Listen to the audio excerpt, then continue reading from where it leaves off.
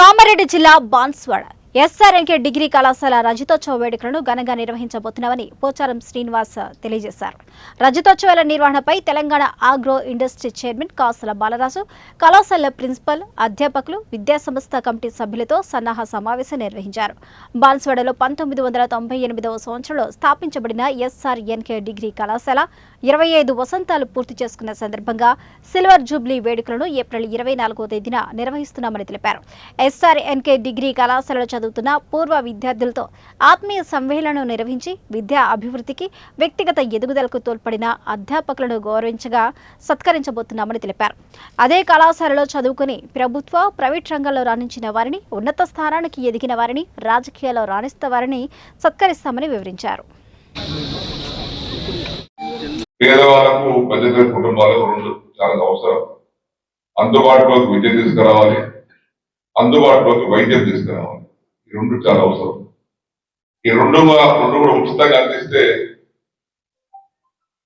సగం సమస్య పరిష్కారం. 42 మంది టీచింగ్ స్టాఫ్ తో, 19 మంది నాన్ టీచింగ్ స్టాఫ్ తో, 3 కంప్యూటర్ ల్యాబొరేటరీస్ తో, 12 సైన్స్ ల్యాబొరేటరీస్ తో,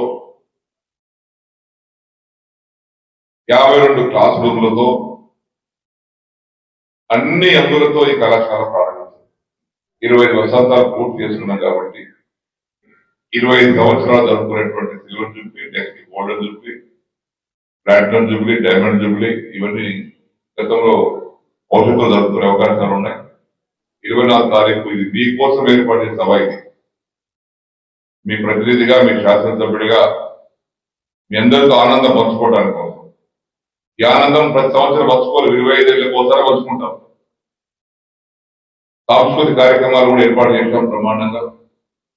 అతిథులు వస్తున్నారు కాబట్టి పూర్వ విద్యార్థులందరూ ఎవ్వరు కూడా మినహాయించకుండా మీరు ఎక్కడున్నా, ఏ ప్రాంతంలో ఉన్నా ఆ ఒక్కరోజు కోసం ఈ కళాశాలకు వచ్చి ఈ సిల్వర్ జూబ్లీ ఫంక్షన్ లో పాల్గొని విజయవంతం చేయవలసిందిగా విజ్ఞప్తి చేస్తూ, పేద